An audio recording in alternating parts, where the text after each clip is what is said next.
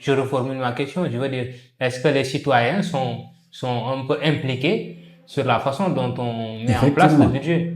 Déjà, il y a, par rapport au budget, nous avons lancé cette année ce qu'on appelle le budget participatif. Sur instruction du maire et sur adoption, disons, après le débat d'orientation budgétaire pour le budget 2025. Le Conseil a décidé d'aller vers ce qu'on appelle le budget participatif et a alloué 5% du budget à ce budget participatif-là. Comment ça marche? Ces 5%-là sont prévus par la commune et l'orientation des dépenses irrelatives, l'orientation des projets, concerné ces 5-là, c'est la population elle-même qui définit à travers les conseils de quartier qui ont été installés par le maire l'orientation. Par exemple, quartier Bouné, le maire a fait une circulaire à l'ensemble des conseils de quartier. En 2024, on a installé quasiment tous les conseils de quartier. Une instruction pour leur dire que le budget, 5% du budget sont prévus par sont orientés par les conseils de quartier pour des projets spécifiques au quartier. Et il a demandé au conseil de quartier de proposer. Plusieurs quartiers ont fait des propositions par rapport aux projets qu'ils voudraient voir être réalisés au niveau de leur quartier. Et le processus a été enclenché pour la réalisation de ces projets-là. Maintenant, c'est pas tous les projets qui seront réalisés puisque ce n'est que 5% du budget. À partir de ce moment, je pense que les gens peuvent faire le calcul. Si je dis 1 milliard, le budget, 5%, les gens peuvent facilement faire le calcul. Bien sûr. Donc, à partir du moment où les quartiers font des propositions, il y a ce qu'on appelle l'interconseil de quartier. L'ensemble des conseils de quartier vont se réunir et choisir quels sont les projets prioritaires. En fonction du montant disponible. Quels sont les projets, en tout cas en fonction de l'évaluation, quels sont les projets prioritaires? Ce sont les quartiers eux-mêmes qui vont proposer des projets. Ce sont les quartiers qui vont évaluer parmi tous ces projets, parce qu'on peut avoir 130, on a 20 conseils de quartier, 21 conseils de quartier. 21 conseils de quartier, on peut, disons, avoir chaque conseil de quartier, on a demandé au minimum 3 projets. Donc 20 multiplié par 3, c'est au moins 60 projets. Et ils ont pour chaque quartier 5%. Non, 5% pour le budget, pas pour le quartier, pour le budget.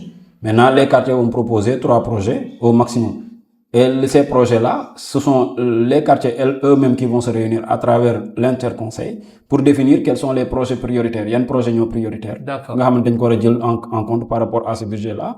Peut-être l'année prochaine, il y en a peut-être pourront être. Donc, pour tous les projets qui sont en train d'être réalisés, on implique l'environnement. C'est-à-dire, par exemple, nous avons tel quartier, on l'implique en amont, pendant et en aval. C'est-à-dire, en amont, avant même, si nous avons une idée de projet, supposons que nous avons un complexe nautique. La première action, c'est que complexe nautique, nous avons une piscine, etc. Allons discuter avec le quartier. Nous avons un quartier, par exemple, quartier Technopole, nous avons un complexe. Nous avons le quartier, nous avons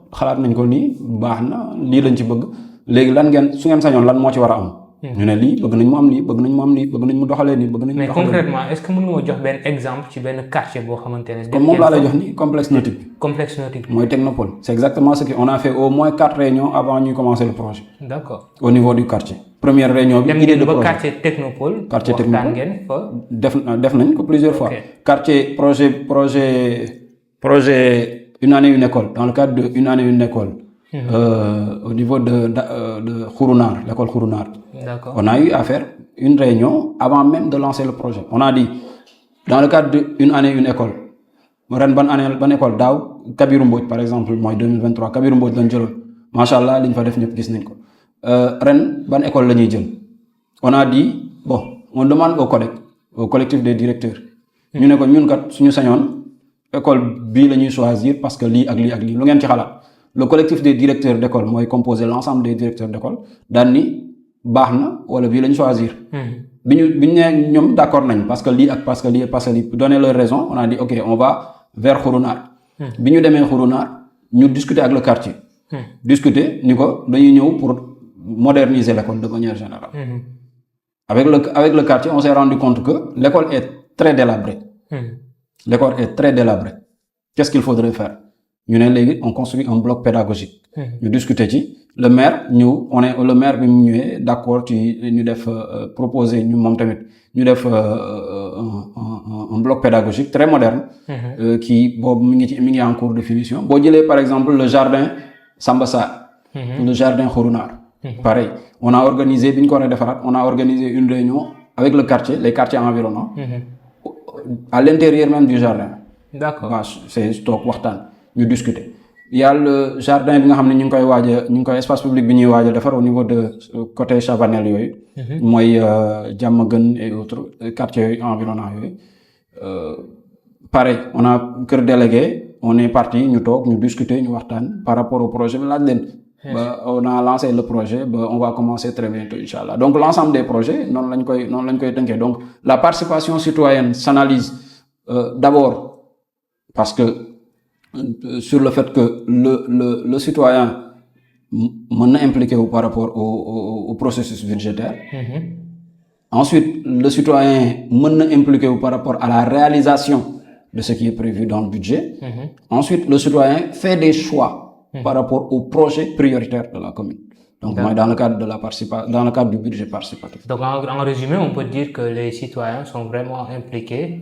À notre niveau, on fait le maximum possible pour les impliquer. D'accord. Et on implique autant que faire se peut. Et je pense que le fait d'installer des conseils de quartier montre à suffisance que on a cette volonté-là. Parce que chaque quartier a un conseil de quartier, sous la direction du délégué de quartier.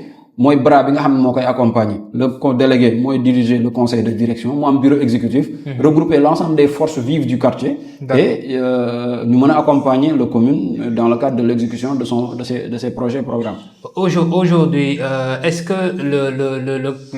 ce que vous êtes en train de dire en termes de projet yi nga soulevé bari na, ça répond parfois au cadre de vie, ça répond parfois à l'éducation, ça répond parfois à d'autres domaines de compétences, à la santé et tout. Mais est-ce que le budget aussi est un peu alloué en fonction des domaines de compétences de la commune?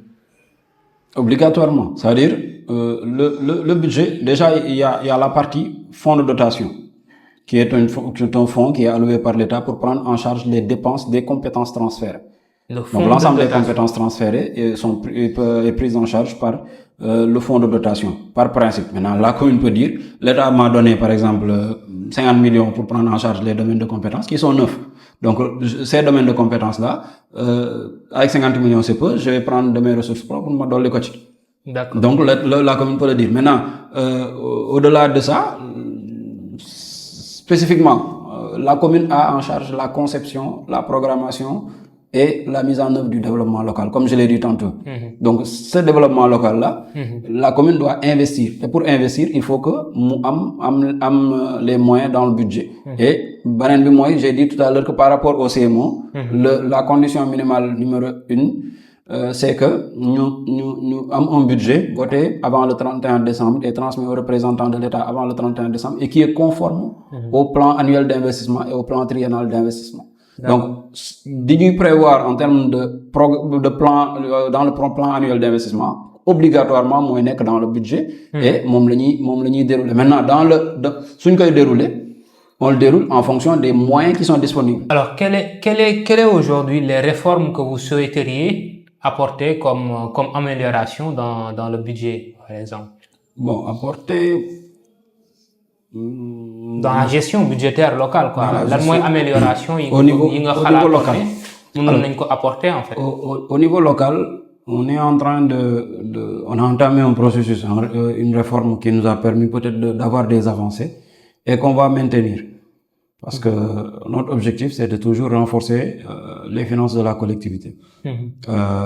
C'est d'abord de consolider la méthodologie de travail avec les indicateurs de performance que nous avons, le PDCA que nous utilisons. C'est également... Non, ça c'est en interne. Mais le budget, est-ce que au niveau local, c'est-à-dire ça, je dis par rapport au niveau local, ce que nous envisageons comme réforme. Bien sûr. Maintenant, je vais revenir sur au niveau national, peut-être ce que Bien sûr. on pourrait. Donc il y a deux aspects pour faire évoluer ça. C'est d'abord au plan interne et ensuite au plan externe. Au plan interne, comme j'ai dit, c'est que de consolider les processus et la méthodologie de travail qu'on a adopté depuis 2-3 ans. Et disons. Votre méthodologie de travail et vous y a une collectivité d'Ouben. Bon, j'ai pas encore vu de communes qui travaillent sur la base de méthodes PDCA. Peut-être ils ont leur méthode, mais en tout cas nous, de l'expérience que j'ai par rapport aux collectivités, on a un peu fait évoluer les choses parce que on s'inspire de ce qui se fait dans le privé. Certainement, c'est dû au fait que le maire vient des multinationales du privé. Donc, on s'inspire de ces méthodes-là, parce que ce sont des méthodes qui ont été éprouvées, ce sont des méthodes qui ont montré le résultat.